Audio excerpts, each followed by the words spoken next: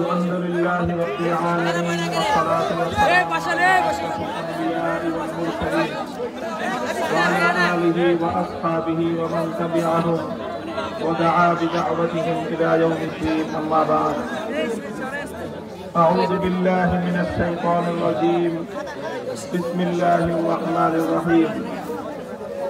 المؤمنون والمؤمنات بعضهم من بعض يأمرون بالمعروف وينهون عن المنكر ويقيمون الصلاة ويؤتون الزكاة ويطيعون الله ورسوله أولئك سيرحمهم الله إن الله عزيز حكيم. وقال رسول الله صلى الله عليه وسلم: الدين النصيحة. قيل: لمن يا رسول الله؟ قال: لله ولكتابه ولرسوله ولأئمة المسلمين وعامتهم. صدق الله العظيم وصدق رسوله النبي الكريم. محترم হযরত উলামায়ে কেরাম, সম্মানিত শ্রদ্ধাভাজন বয়োজ্যেষ্ঠ মুরব্বী সাহেবান, সমবেত ইসলাম প্রিয়, কোরআন প্রেমিক, নবী প্রেমিক, তৌহিদি মুসলমান ভাই ও বন্ধুগণ, বিশেষত উপস্থিত আমার প্রাণ প্রিয় ছাত্র জনতা, আল্লাহ পাক রব্বুল আলামিনের শুকরগুজারি আদায় করি যে অনেক বাধা প্রতিবন্ধকতার পরেও আল্লাহ পাক আমাদেরকে একত্রিত হওয়ার, পরস্পর মিলিত হওয়ার সুযোগ করে দিয়েছেন, তৌফিক দান করেছেন। রব্বে কারীমের শুকরগুজারি আদায় করি আলহামদুলিল্লাহ। সংক্ষেপে কয়েকটি কথা আমি আরজ করতে চাই। আল্লাহ পাক আমাদেরকে মেহেরবানি করে যেই দ্বীন দান করেছেন, সেই দ্বীনের নাম হলো ইসলাম। এই ইসলামের অর্থ হলো আত্মসমর্পণ করা, আল্লাহর হুকুমের সামনে চূড়ান্ত ভাবে আত্মসমর্পণ করা।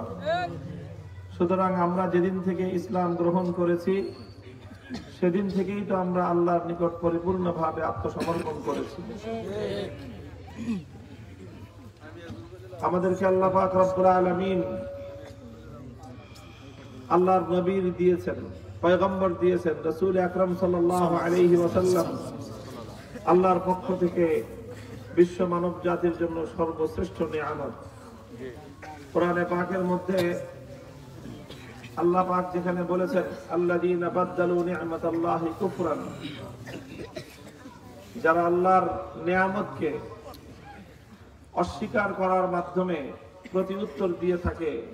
কোরআনের আয়াতের অর্থ মুফাসসিরিনে কেরামগণ, খুদ ইমাম বুখারী রাহমাতুল্লাহি আলাইহি এখানে নিয়ামতুল্লাহ দ্বারা মুহাম্মাদুন সাল্লাল্লাহু আলাইহি ওয়াসাল্লাম, যে আল্লাহর নবী হলেন আল্লাহর এই জগৎবাসীর জন্য আল্লাহর পক্ষ থেকে সর্বশ্রেষ্ঠ নিয়ামত।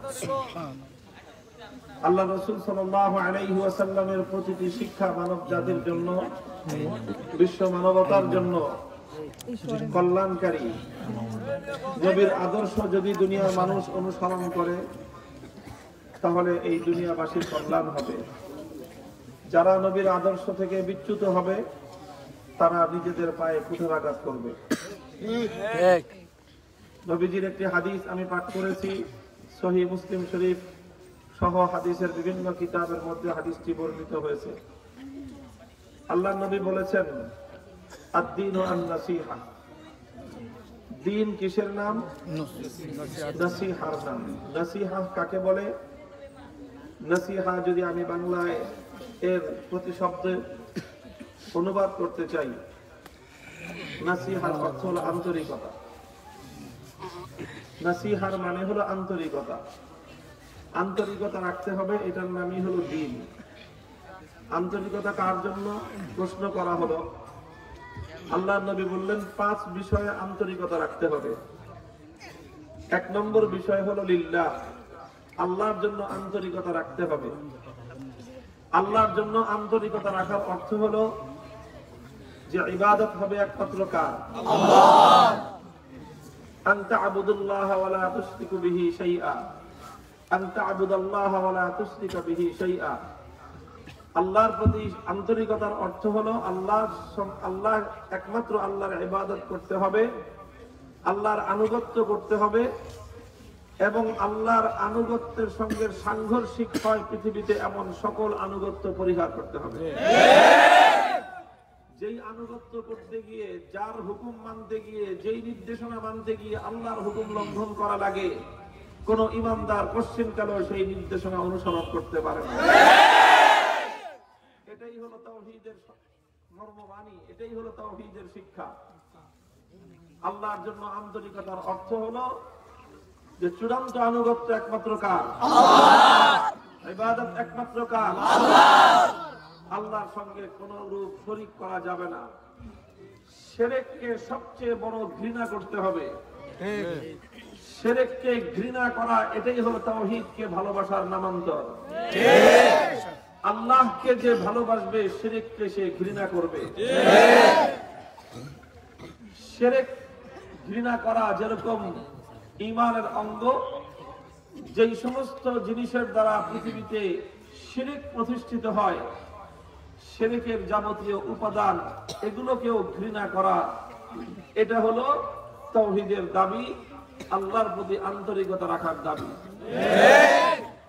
পৃথিবীতে শিরকের সবচেয়ে বড় উপাদান কি জিনিস? রাসূল সাল্লাল্লাহু আলাইহি ওয়াসাল্লামের স্পষ্ট হাদিসের দ্বারা প্রমাণিত, পৃথিবীতে শিরকের সবচেয়ে বড় উপাদান হলো মূর্তি।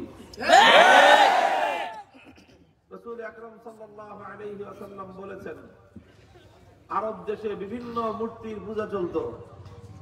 এক একটার নাম কোরআনে পাকের মধ্যে উল্লেখ করা হয়েছে।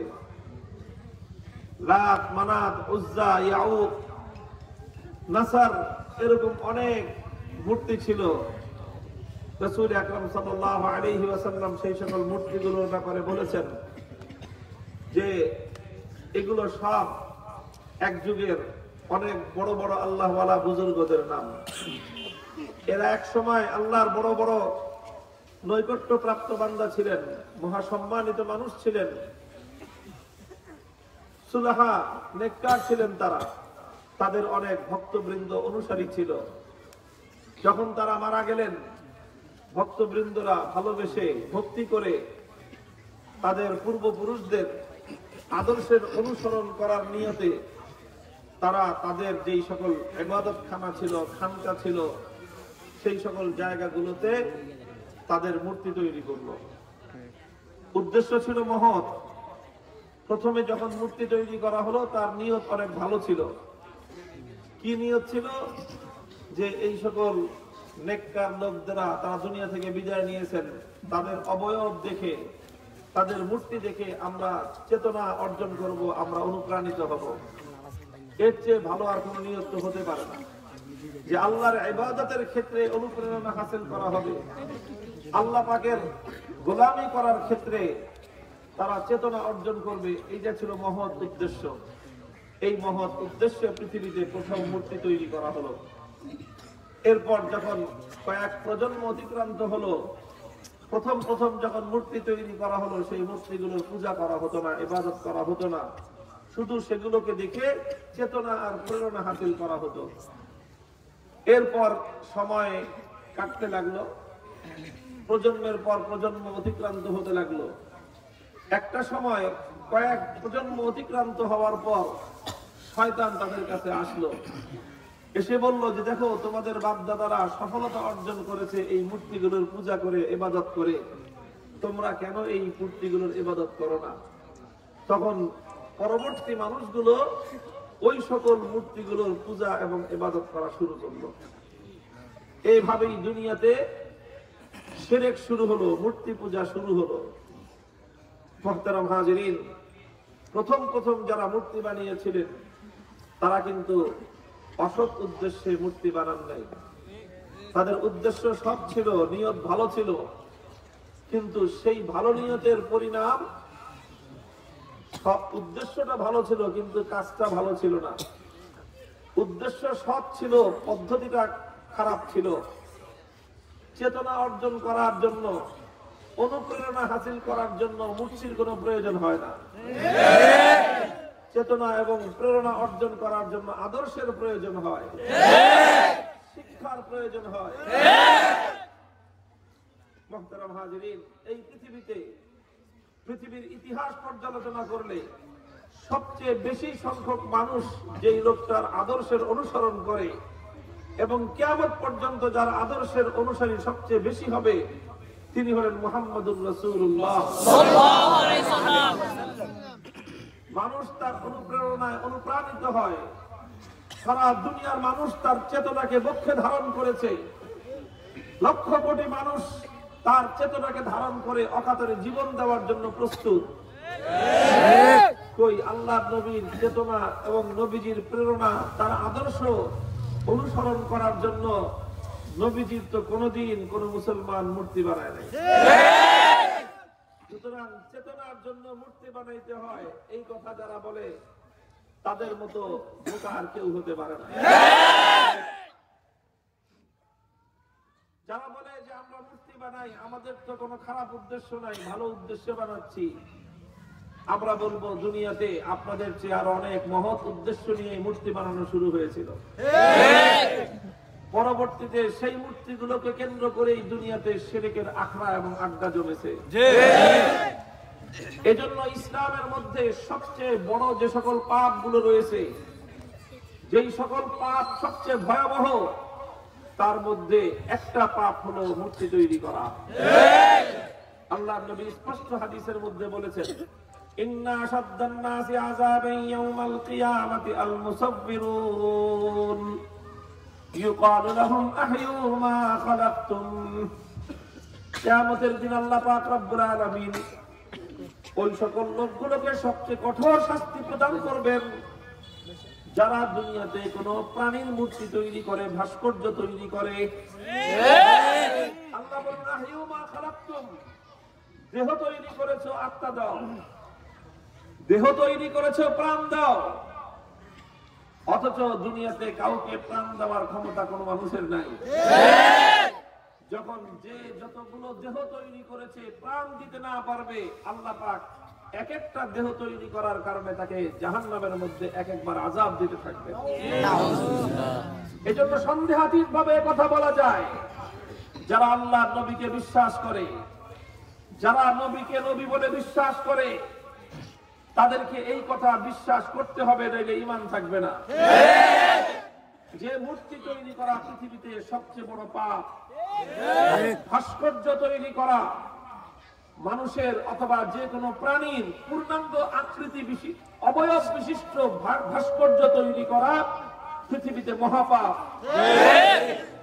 হ্যাঁ, ভাস্কর্য তৈরি করা যায় কিসের? প্রাণহীন জিনিসের। ভাস্কর্য তৈরি করা যায় গাছের, ভাস্কর্য তৈরি করা যায় প্রাকৃতিক কোন চিত্রের, পাহাড়ের, কোন মসজিদের মিনারের ভাস্কর্য তৈরি করা যায়, অথবা কোন প্রাণীর ভাস্কর্য তৈরি করা যাবে কল্লা ছাড়া, মাথা ছাড়া। হাতের ভাস্কর্য তৈরি করেন, মুষ্টিবদ্ধ হাত উত্তোলন করে ৭ই মার্চের বঙ্গবন্ধুর ভাষণের আঙ্গুল উত্তোলন করে ভাস্কর্য তৈরি করেন, আপত্তি নাই। কিন্তু মাথা থাকতে পারবেন না।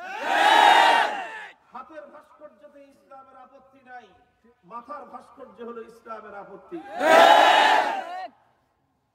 কাজেই যে কোনো মানুষের আকৃতি হোক, অন্য কোনো প্রাণীর অবয়ব তৈরি করা, এটা হলো পৃথিবীতে জঘন্যতম ভয়াবহতম পাপ, যার জন্য আল্লাহ পাক কিয়ামতের দিন সবচেয়ে কঠোরতম আযাব দিবেন। কাজেই কেউ এই সকল মূর্তি ভাস্কর্যের প্রতি কোনো ভালোবাসা রাখবেন না।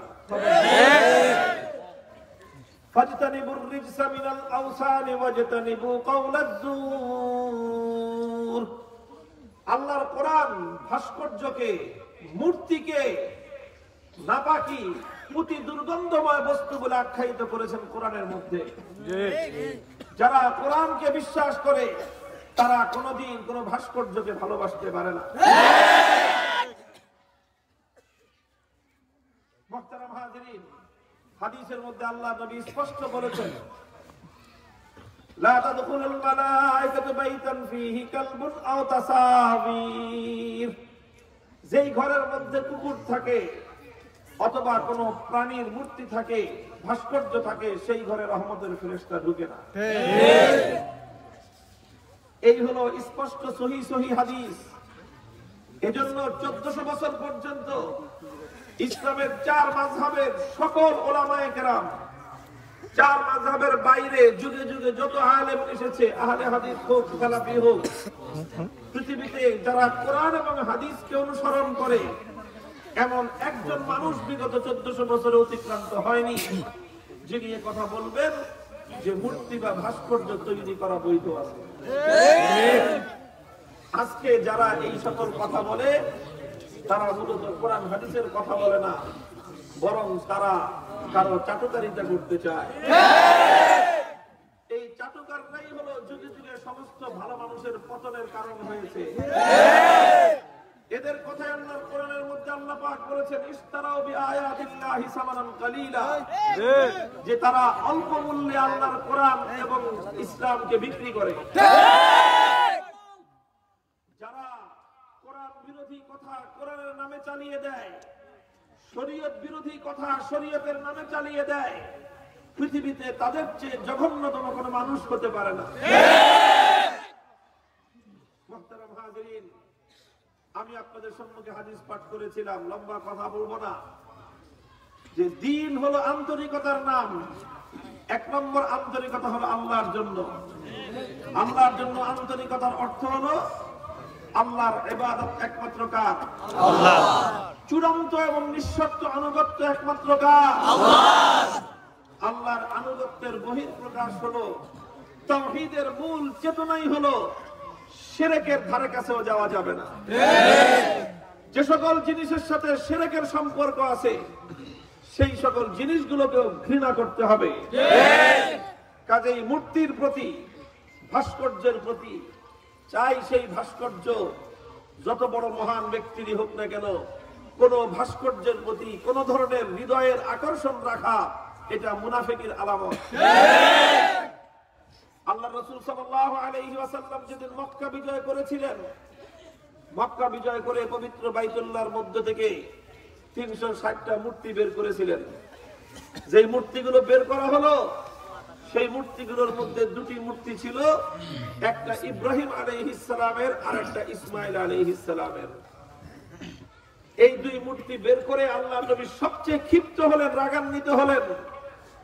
আল্লাহর পয়গম্বর রাগে ক্রোধে বললেন কাতালাহুমুল্লাহ, কাতালাহুমুল্লাহ। আল্লাহ পাক এই সকল কুলাঙ্গারদেরকে অভিশাপ দিয়ে অভিশপ্ত করে ওদেরকে ধ্বংস করে দিন। এরা কত বড় দুরাচার। ইব্রাহিম খলিল আলাইহিস সালাম যিনি দুনিয়াতে আগমন করেছিলেন মূর্তি উৎখাত করবার জন্য, সেই ইব্রাহিম আলাইহিস সালামের মূর্তি যারা তৈরি করেছে, ইসমাঈল আলাইহিস সালামের মূর্তি যারা তৈরি করেছে, আল্লাহ নবী তাদের প্রতি সবচেয়ে বেশি রাগ, ক্ষোভ এবং ঘৃণা প্রকাশ করেছেন। এরপরে নিজের হাতে নিজে আল্লাহ নবী ইব্রাহিম এবং ইসমাঈল আলাইহিস সালামের সেই মূর্তি নিজে ভেঙে গুড়িয়ে দিয়েছেন। আমরা জানি ইসমাঈল এবং ইব্রাহিম আলাইহিস সালাম তারা হলেন আল্লাহর পয়গম্বর মুহাম্মদুর রাসূলুল্লাহ সাল্লাল্লাহু আলাইহি ওয়াসাল্লামের পূর্বপুরুষ। নবীজির বাপ, নবীজির পূর্বপুরুষ, পূর্ববর্তী বাবা হলেন ইব্রাহিম আলাইহিস সালাম। আল্লাহর নবী নিজ হাতে নিজের বাপের মূর্তি ভেঙে দুনিয়াতে হকের ঝান্ডা সমুন্নত করেছেন। কাজেই নিজের বাবার মূর্তি ভাঙা এটাই হলো নবীজির আদর্শ। আর বাবার মূর্তি বানানো এটা হলো আবু জাহালের আদর্শ। কে কোনটা গ্রহণ করবেন সেটা তার ইচ্ছা। কথা পরিষ্কার, এখানে কারো সঙ্গে কোনো বিরোধের কিছু নাই, কারো সঙ্গে পীড়িতেরও কিছু নাই। কোরআনের কথা, হাদিসের কথা, ইতিহাসের কথা, যথার্থহীন কথা, এখানে সন্দেহের কোনো অবকাশ নাই। কারা কাকে ভুল বোঝায়, কারা কাকে ভুল বোঝায়, সেই ভুল যারা বোঝায়, যারা বিভ্রান্ত করে, তাদের হাত থেকে আল্লাহ পাক দেশ জাতিকে হেফাজত করে। কাজেই আল্লাহর প্রতি আন্তরিকতার অর্থ হলো যে ইবাদত এক আল্লাহর, চূড়ান্ত আনুগত্য একমাত্র আল্লাহর, চূড়ান্ত ঘৃণা হলো শিরকের প্রতি, এবং শিরকের যত উপকরণ আছে সমস্ত উপকরণগুলোকে নিজের থেকে খালি করতে হবে, শিরকের উপকরণের সাথে সম্পর্ক ছেদ করতে হবে। তাদের ড্রয়িং রুমে বিভিন্ন মূর্তির শোপিস রেখেছেন, বিভিন্ন দেশ বিদেশ থেকে মার্বেল পাথরের, কাচের, মেটালের বিভিন্ন ঘোড়ার মূর্তি, হাতির মূর্তি, কুত্তার মূর্তি, ছাগলের মূর্তি, ভেড়ার মূর্তি, এই যত মূর্তি আছে সেগুলোকে নিজেদের ঘর থেকে অপসারণ করুন। ঘরে মূর্তি থাকার অর্থ হলো বড় করে সাইনবোর্ড লিখে দেওয়া, এই ঘরে ফেরেশতা প্রবেশ নিষেধ। যে নিজের ঘরে মূর্তি রাখবেন মরণের সময় আল্লাহর রহমতের আশা করতে পারেন না। যে নিজের ঘরে মূর্তি রাখেন, ভাস্কর্য রাখেন, আল্লাহর নবীর হাদিস যদি সত্য হয়ে থাকে মৃত্যুর সময় আপনার ঘরে রহমতের ফেরেশতা আসতে পারে না। কাকে কি বুঝাবো? আজ ঈমানদারদেরকে এইভাবে আল্লাহর রহমত থেকে বঞ্চিত করবার জন্য বেঈমানের দল, শয়তানের দোসরেরা ধোঁকা দিয়ে মুসলমানদের ঈমান হরণ করবার পায়তারা করতেছে। কাজেই মুসলমান নিজেদের ঘরগুলোকে মূর্তি থেকে পবিত্র করতে হবে। শুধুমাত্র হিন্দুদের দেব দেবতা নয়, হিন্দুরা তাদের ধর্ম মোতাবেক কি করবে না করবে সেটা আমাদের বিষয় নয়। আমাদের কাজ হলো তাদের কাছে দাওয়াত পৌঁছে দেওয়া। হিন্দু হও, খ্রিস্টান হও, ইহুদি হও, বৌদ্ধ হও, যে কোনো ধর্মাবলম্বী হও, আমাদের পক্ষ থেকে তোমাদের সকলের প্রতি দাওয়াত হলো এই, যদি আখিরাতে মুক্তি চাও, পরকালে যদি নাজাত চাও, ইসলাম ছাড়া ভিন্ন কোনো পথ নাই। হিন্দু ধর্ম অবলম্বন করতে পারো তোমার ইচ্ছা, কিন্তু এই ধর্ম অবলম্বন করে মৃত্যুবরণ করার সাথে সাথে চিরস্থায়ী জাহান্নামের আযাব তোমার জন্য অপেক্ষমান।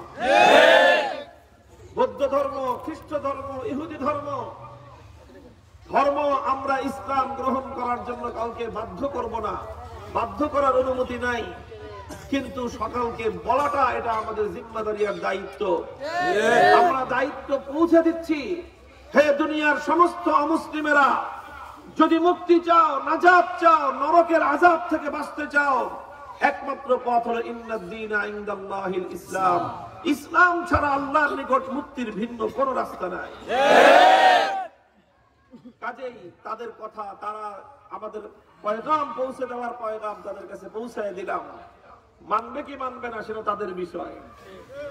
মুসলমানদের জন্য কথা হলো এই, ও মুসলমান, কোন ব্যক্তির, কোন প্রাণীর, কোন মূর্তি, কোন ভাস্কর্য, সেটা কাঠের হোক, পাথরের হোক, মার্বেলের হোক, সেটা পৃথিবীর যে কোনো দেশ থেকে আনা হোক, সেটা হারাম। সেটা ঘরে রাখলে রহমতের ফেরেশতা ঢুকবে না তোমার ঘরে। মুহতারাম হাজিরিন, কারণ এই মূর্তিকে আল্লাহ পাক এত বেশি ঘৃণা করেন, কারণ মূর্তির মাধ্যমে পৃথিবীতে শিরক শুরু হয়েছে। দুনিয়ার মানুষ আগে শিরক কি জিনিস জানতো না। দুনিয়ার মানুষ আগে শিরক করতো না, মানুষ সব এক আল্লাহর ইবাদত করত। দুনিয়াতে শিরক শুরুই হয়েছে মূর্তির মাধ্যমে, ভাস্কর্যের মাধ্যমে। যারা নামাজ পড়েন, আবার তাহাজ্জুদের নামাজও পড়েন, তাহাজ্জুদের নামাজি একজন মানুষ কি করে ভাস্কর্য বানায় আমাদের বোধগম্য নয়। আল্লাহ পাক সঠিক বুঝদান করেন। যাদের ভাস্কর্য তৈরি করা হবে, যার ভাস্কর্যই তৈরি করা হবে, এটা তার জন্য একটা চরম লজ্জার বিষয় হবে। আল্লাহ রাসূল বলেছেন, ইন্নাল মাইয়িতা লা ইউআযাবু বিবুকাইল হাইয়্যি আলাইহি। কোন ব্যক্তি মৃত্যুবরণ করার পর তার আপনজন জীবিতরা যদি তাকে কেন্দ্র করে কোন শরীয়ত বর্হিত কাজ করে, তাহলে এটার জন্য তাকে আল্লাহর নিকট লজ্জা পেতে হয়। সুতরাং আজকে আমার জীবদ্দশায় যদি আমার সামনে আমার বাবার ভাস্কর্য তৈরি করা হয়, তাহলে আমার দায়িত্ব হলো আমার বাবাকে আমি কবর জগতে আল্লাহর নিকট যেন লজ্জিত হতে না হয় তার থেকে রক্ষা করা এটা আমার দায়িত্ব। যদি আমি বাধা না দেই আর আমি আমার মৃত্যুর পরে আমার অনুসারীরা আমার ভাস্কর্য তৈরি করলো, আমার বাবার ভাস্কর্য আমি তৈরি করেছিলাম, আমাকে দেখে আমার অনুসারীরা আমার মৃত্যুর পরে আমার ভাস্কর্য তৈরি করলো, তাহলে এই ভাস্কর্য তৈরি করার সমস্ত পাপ মৃত্যুর পরে আমার কবরের মধ্যে আমার আমলনামায় পৌঁছবে। সেই হিসাবেই বলি, যারা মুসলমান ইসলামের প্রশ্নে আমরা সব এক। কথা বলেন। রাজনীতি এক একজন এক একটা করতে পারেন, যার যেটা পছন্দ হয়। কেউ আওয়ামী লীগ করেন, কেউ বিএনপি করেন। আপনার কাছে মনে হতে পারে দেশের উন্নতি আওয়ামী লীগের দ্বারা হবে, আপনার কাছে মনে হতে পারে জনগণের উন্নতি বিএনপির দ্বারা হবে, আপনারা করেন। কিন্তু যারা মারা গেছেন তারা আমরা মনে করি ইসলামের উপর ঈমান নিয়ে তারা দুনিয়া থেকে বিদায় নিয়েছেন। বঙ্গবন্ধু শেখ মুজিবুর রহমান, প্রেসিডেন্ট জিয়াউর রহমান, তাদের আমরা মনে করি বাংলাদেশের জাতির পিছনে তাদের অনেক অবদান রয়েছে। স্বাধীনতা যুদ্ধে তারা ভূমিকা রেখেছেন। বঙ্গবন্ধু স্বাধীনতা যুদ্ধের মহানায়ক ছিলেন, বাংলাদেশের স্বাধীনতার স্থপতি। সেই বঙ্গবন্ধুকে আমাদের জাতি হিসেবে ভালোবাসা উচিত। আমি আওয়ামী লীগ না করতে পারি, কিন্তু প্রয়াত একজন মুসলিম লিডার হিসেবে তাকে আমার শ্রদ্ধা করতে হয়। তার অনেক অবদান, তার অবদান শুধু 1971 না, তার অবদান 1947 সালেও ছিল। 1947 সালে যখন প্রশ্ন এসেছিল এই বাংলাদেশ, তখন বাংলাদেশ না, তখন পূর্ব পাকিস্তান না, তখন এটা পূর্ববঙ্গ।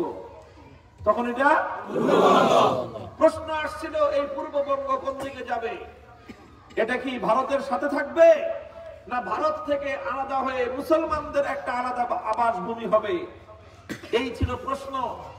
তখন এই পূর্ববঙ্গের লিডার যারা ছিলেন, নেতা যারা ছিলেন, শেরে বাংলা একে ফজলুল হক, হোসেন শহীদ সোহরাওয়ার্দী, মরহুম আব্দুল হামিদ খান ভাসানী, মাওলানা আব্দুল রশিদ তর্কবাগীশ, এই সকল বাঘা বাঘা মুসলিম নেতারা ছিলেন। বঙ্গবন্ধু শেখ মুজিবুর রহমান তখন ইয়াং লিডার, তিনিও তাদের আদর্শের অনুসারী এবং তিনি যুবক হিসেবে তখন তারা বললেন যে না, আমরা ভারতের সাথে নয়, বরং আমরা মুসলমানদের জন্য আলাদা স্বাধীন আবাসভূমি চাই। সেদিন যদি 47 সালে আমাদের এই সকল নেতারা ভুল সিদ্ধান্ত নিতেন, ভারতের সাথে থাকাটাকে যদি তারা পছন্দ করতেন, তাহলে আজকে বাংলাদেশের ভাগ্যে সেটাই ঘটতো যেটা কাশ্মীরের ভাগ্যে ঘটেছে। আজকে বাংলাদেশের ভাগ্যে সেটাই ঘটতো যেটা ত্রিপুরার ভাগ্যে ঘটেছে। তারা আজও পর্যন্ত সেই স্বাধীনতা পায়নি, কিন্তু আমরা স্বাধীনতা পেয়েছি। আমাদের উপর কোন আধিপত্যবাদের খবর নাই, খবরদারি নাই।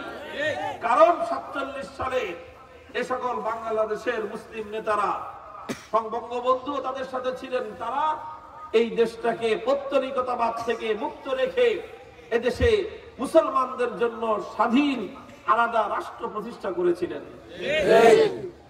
এই অবদানগুলো আজকে ভুলিয়ে দেওয়ার চেষ্টা করা হচ্ছে আমাদেরকে। এগুলো বলা হয় না, এগুলো বলা হয় না, কারণ এগুলো বললে বঙ্গবন্ধুর প্রকৃত আদর্শ যেটা, সেটা জাতির সামনে চলে আসবে। এজন্য বলি, যারা বঙ্গবন্ধুর আদর্শের রাজনীতি করেন অথবা তাকে অনুসরণ করেন, তাকে ভালোবাসেন, তার কর্মী, তার সদস্য যারা আছেন, বঙ্গবন্ধুর সৈনিক যারা আছেন, আপনাদের কাছে আমার একটা অনুরোধ যে আপনারা আপনাদের এই নেতাকে আল্লাহর নিকট লজ্জিত হওয়ার হাত থেকে রক্ষা করেন। নসিহত করলাম, এখন এই কথাগুলি বলি, আমাদের এই কথা পছন্দ হয় না। আমরা কি নসিহত করব না? অথচ এই নসিহত করা এটা আমাদের ঈমান। আল্লাহর রাসূল বলেছেন তোমাকে নসিহত করতে হবে। সাহাবায়ে কেরাম প্রশ্ন করেছিলেন কার জন্য নসিহত করব? নবীজি বলেন লিল্লাহ ওয়া লিরাসূলিহি ওয়া লিআইম্মাতিল মুসলিমিন ওয়া আম্মাতিহিম। তোমাকে আল্লাহর প্রতি আন্তরিকতা রাখতে হবে, আল্লাহর কিতাব কোরআনের প্রতি আন্তরিকতা রাখতে হবে, আল্লাহর রাসূলের প্রতি আন্তরিকতা রাখতে হবে, এবং মুসলমানদের শাসকদের প্রতি আন্তরিকতা রাখতে হবে। শাসকদের প্রতি আন্তরিকতা কি জিনিস? শাসকদের প্রতি আন্তরিকতার মর্ম আর ব্যাখ্যা খোলাফায়ে রাশিদীনের জীবনে আমরা পাই। খলিফা ওমর যখন তিনি খেলাফতের দায়িত্ব কাঁধে নিলেন, অর্ধ জাহান বিজয় করলেন, সারা পৃথিবীতে দৌর্দণ্ড প্রতাপশালী অপ্রতিদ্বন্দ্বী একজন রাষ্ট্রনায়ক খলিফা ওমর।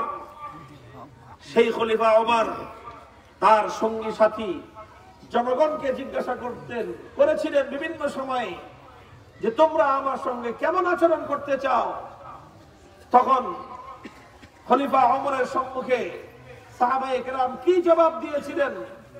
হযরত মুহাম্মদ ইবনে মাসলামার ইতিহাস পাওয়া যায়, হযরত সাদ ইবনে বশীর রাদিয়াল্লাহু আনহুর ইতিহাস পাওয়া যায়।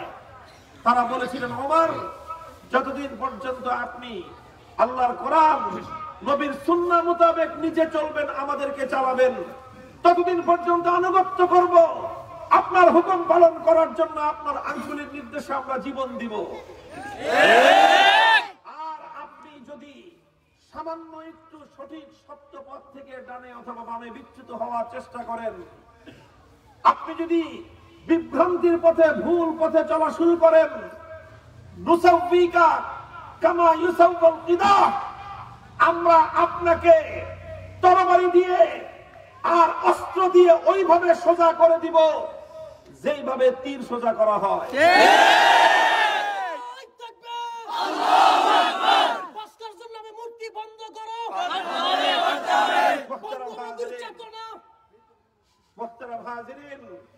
দুনিয়াতে সবচেয়ে যে জিনিসটাকে সোজা করা হয় সেটার নাম হলো তীর। কারণ তীর সামান্য পরিমাণ বাঁকা হলে লক্ষ্য বস্তুতে আঘাত করতে পারবে না। এজন্য আল্লাহর নবী নামাজের মধ্যে কাতার সোজা করতে বলেছেন, কেমন? যেমন কে তীরকে সোজা করা হয়। হযরতে সাহাবায়ে কেরাম খলিফা ওমরকে বলেছিলেন, ওমর, যদি সঠিক পথ থেকে ডানে বামে সরতে আরম্ভ করেন, ওইভাবে আমরা আপনাকে তরবারি দিয়ে সোজা করে দিব যেভাবে আমরা তীর সোজা করি। এই কথা শুনে, এত বড় কথা ওমরের সামনে হযরত ওমর রাগ করেন নাই, বিক্ষুব্ধ হন নাই, সাদ ইবনে বশীরের ওয়াজ বন্ধ করে দেন নাই, মুহাম্মদ ইবনে মাসলামাকে বলেন নাই খবরদার তুমি আর কথা বলতে পারবে না। হযরত ওমর কি করেছেন? বলেছেন, আলহামদুলিল্লাহ, আল্লাহর প্রশংসা করি যে মুসলমানদের মধ্যে এমন লোক আল্লাহ তৈরি করেছেন, ওমর যদি বিভ্রান্তির পথে ভুল পথে চলতে চায় তাহলে যারা ওমরকে তরবারি দিয়ে সোজা করে দিবে। এটার নাম হলো শাসকের দায়িত্বশীলতা, এটার নাম হলো শাসকের সৎসাহসিকতা। আরেকটা হাদিসের বর্ণনা শুনিয়ে আলোচনা শেষ করব। হযরত আমির মুআবিয়া রাদিয়াল্লাহু আনহু মুসনাদে আবু ইয়ালা মুজামে তাবরানির মধ্যে সহিহ সনদে বর্ণিত ঘটনা, তিনি মসজিদের মিম্বারে দাঁড়িয়ে পরপর 3 জুমা একটা কথা বললেন, আল মালু মালুনা ওয়াল ফাইউ ফাইউনা। এই যে বাইতুল মাল, রাষ্ট্রীয় কোষাগার, রাষ্ট্রীয় ধনভাণ্ডারের সম্পদ আমার, রাষ্ট্রীয় ধনভাণ্ডারের যত গনিমতের মাল আছে সেগুলো আমার, আমি যেভাবে ইচ্ছা সেভাবে বন্টন করব, যাকে ইচ্ছা তাকে দিব, যাকে ইচ্ছা তাকে দিব না। প্রথম জুমায় বললেন, কেউ কোনো কথা বলল না। দ্বিতীয় জুমায় বললেন, কেউ কোনো কথা বলল না। তৃতীয় জুমায় যখন তিনি একই কথা বললেন, একজন যুবক দাঁড়িয়ে গেল, বলল, আমিরুল মুমিনিন, আপনি আপনার কথা প্রত্যাহার করেন, আপনার কথা ভুল। রাষ্ট্রীয় ধনসম্পদের অধিকার, রাষ্ট্রীয় কোষাগারের সম্পদ শুধু আপনার একার নয়, আপনি এটা একা মালিক নন, গোটা দেশের নাগরিকরা সম্পদের মালিক। সুতরাং এই সম্পদ বন্টন করতে হবে আপনার ইচ্ছা মতো নয়, খেয়াল খুশি মতো নয়, বরং জনগণের প্রয়োজন আর চাহিদা অনুযায়ী। এই কথা বলার সঙ্গে সঙ্গে হযরত আমির মুআবিয়া বসে পড়লেন, খুতবা বন্ধ করে দিয়ে ঘরে চলে গেলেন। যুবককে ডেকে পাঠালেন, সবাই ভয় পেয়ে গেল যে যুবকের উপরে উনি ক্ষিপ্ত হন কিনা, যে তার মুখের উপর এমন কথার প্রতিবাদ করলেন। হযরত মুআবিয়া রাদিয়াল্লাহু আনহু যুবককে ডেকে বললেন, হে যুবক, আমি আল্লাহর প্রশংসা করতেছি, আজ তুমি আমাকে বড় দুশ্চিন্তার হাত থেকে মুক্তি দিলে। দুশ্চিন্তার হাত থেকে মুক্তি দিলে জনগণ বলল, হুজুর কি দুশ্চিন্তার হাত থেকে মুক্তি দিল? আমির মুয়াবিয়া তখন একটা হাদিস বর্ণনা করলেন। আল্লাহর নবী বলেছেন, এমন এক কওম আসবে যাদের শাসকরা কথা বলবে, কিন্তু জনতার মধ্য থেকে শাসকের অন্যায় কথার প্রতিবাদ করার কেউ থাকবে না। তখন কি হবে? আল্লাহ পাক রব্বুল আলামিন সেই শাসক শ্রেণীকে জাহান্নামের মধ্যে নিক্ষেপ করবেন নিকৃষ্ট বানরের মতো। বান্দরকে যেরকম লাফায় লাফায় ফালানো হয়, ওইভাবে আল্লাহ পাক রব্বুল আলামিন ওই শাসক শ্রেণীকে জাহান্নামের মধ্যে নিক্ষেপ করবেন। যেই শাসক শ্রেণী এমন হয় যাদের সামনে তাদের অন্যায় কোনো কাজ বা কোনো কথার প্রতিবাদ কোনো জনগণ করতে পারে না। হযরত মুয়াবিয়া বললেন, আমি প্রথম 2 দিন অন্যায় কথা বলেছিলাম, পরীক্ষা করার জন্য বলেছিলাম যে এইরকম স্বৈরাচারী কথা বলার পরে দেখি আমার প্রতিবাদ কেউ করে কিনা। প্রথম জুমায় স্বৈরাচারী কথা বললাম যে আমি রাষ্ট্রনায়ক, আমি প্রধানমন্ত্রী, আমি রাষ্ট্রপতি, যা ইচ্ছা আমি তাই করব, যেভাবে ইচ্ছা সেভাবে রাষ্ট্রীয় সম্পদ বন্টন করব। এটা আমার ছিল স্বেচ্ছাচারিতামূলক অন্যায় কথা, কিন্তু দেখলাম কেউ প্রতিবাদ করলো না। আমার মনের মধ্যে ভয় তৈরি হলো।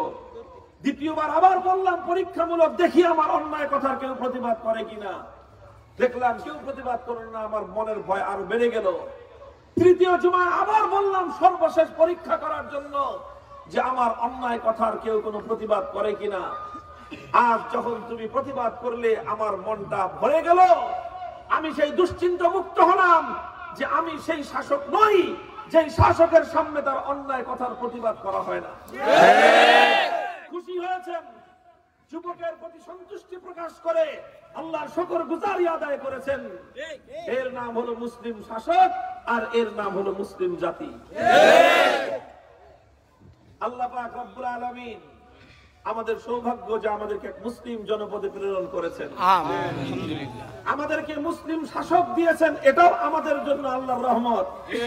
কিন্তু সেই মুসলিম শাসক আশা করব মুসলমানদের সোনালী যুগের শাসন কার্যের আদর্শের অনুসারী হবেন, যারা প্রকৃত অন্যায়ের প্রতিবাদ করে তাদেরকে মূল্যায়ন করবেন, আর যারা চাটুকারিতা করে সেই চাটুকার শ্রেণীর থেকে নিজেদেরকে মুক্ত রাখবে। চাটুকার কারে কয় জানেন? চাটুকার বলা হয় রাত দুপুরে যদি সাহেব বলে যে এখন দিনের বেলা, চাটুকার বলবে জি সাহেব এখন দিনের বেলা, ওই মধ্য আকাশে সূর্য দেখা যায়। আর দিনের দুপুরে যদি সাহেব বলে যে এখন রাতের বেলা, তখন মুসাহেব আর চাটুকার বলবে জি হুজুর ওই যে আকাশে চাঁদ তারা দেখা যায়। দিনের দুপুরে যারা আকাশে চাঁদ তারা দেখে সাহেবকে খুশি করার জন্য, রাতের অন্ধকারে যারা আকাশে সূর্য দেখে সাহেবকে, নেতাকে, নেত্রীকে খুশি করবার জন্য, এরা হলো চাটুকার। এদেরকে বলা হয় চামচা আর দালাল। সাহেবকে খুশি করার জন্য বলে ভাস্কর্য আর মূর্তি 2 জিনিস। অথচ বাংলা ভাষার প্রত্যেকটা ডিকশনারি, সংসদ ডিকশনারি খুলেন, বাংলাদেশের রাষ্ট্রীয় ডিকশনারি, বাংলা একাডেমির ডিকশনারি খুলেন, সব ডিকশনারিতে ভাস্কর্য এবং মূর্তি এক এবং অভিন্ন অর্থই লেখা আছে। হ্যাঁ, ভিন্ন অর্থ কিসের? প্রতিমা। সেটা মূর্তি নয়, সেটাকে বলা হয় প্রতিমা। হিন্দুরা যেটাকে পূজা করে সেটাকে বলা হয় প্রতিমা। আর এই যে মানুষের, বিভিন্ন ব্যক্তির, বিভিন্ন প্রাণীর যে সমস্ত প্রতিকৃতিগুলো তৈরি করা হয়, এগুলোকে ভাস্কর্যও বলা হয়, এগুলোকে আবার মূর্তিও বলা হয়। এটা হলো যেই লাউ কেউ লাউ বলে আরাম পায়, কেউ কদু বলে খুশি হয়।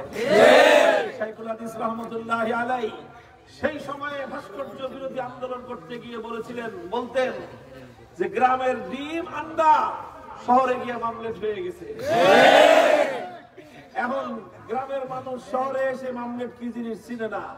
যখন তার সামনে উপস্থাপন করা হয়েছে তখন ও এটাতে আমাদের দেশের সেই আন্ডা। আন্ডার মামলেটের মধ্যে যেমন কোনো তফাৎ নাই, গ্রামের মূর্তি ঢাকার শহরে এসে ভাস্কর্য হয়ে গেছে।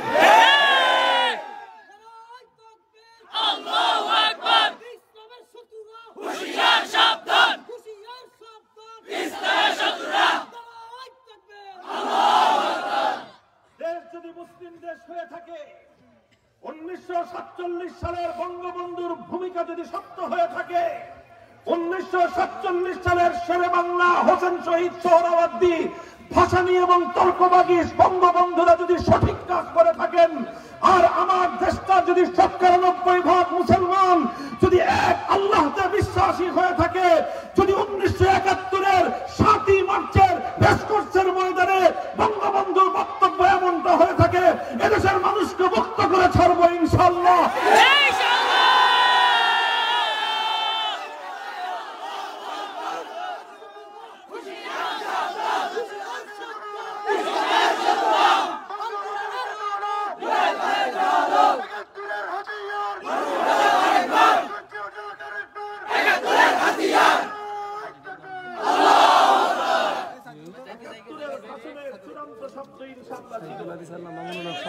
ইনশাআল্লাহ ছিল কিনা বলে?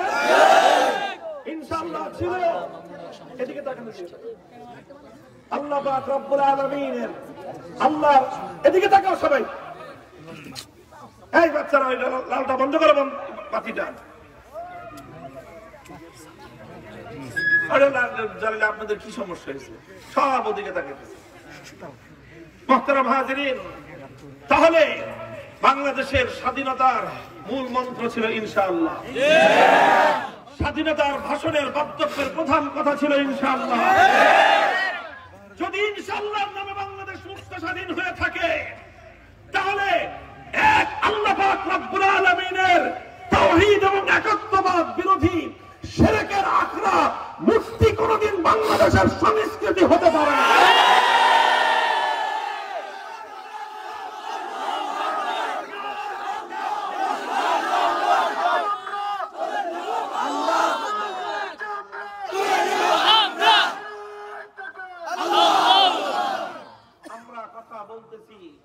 আমাদের দায়িত্ব আদ-দীন আন-নাসীহা, এটা আমাদের ঈমান। আমরা যদি এই কথা শাসককে না বলি, তাহলে খিয়ানত হবে। যে সমস্ত হুজুররা বলেন না অথচ এই হাদিস জানেন, তারা খিয়ানত করেন। আমি শাইখুল হাদিসের সন্তান, খিয়ানত করতে পারবো না। শাসকের যাতে কল্যাণ হবে সেই কথা বলে দেব, বলে দিচ্ছি, আরো বলবো। যতদিন এ দেহে প্রাণ আছে, যতদিন এ ধমনীতে রক্তের প্রবাহ আছে, হৃদয় স্পন্দন আছে, ঈমানের কথা আন-নাসীহাতু লিআইম্মাতিল মুসলিমিন, শাসকরা ভুল করলে তাদের ভুল কথাগুলোকে শুধরে দেওয়া, এটা সবচেয়ে বড় দায়িত্ব আলেম সমাজের।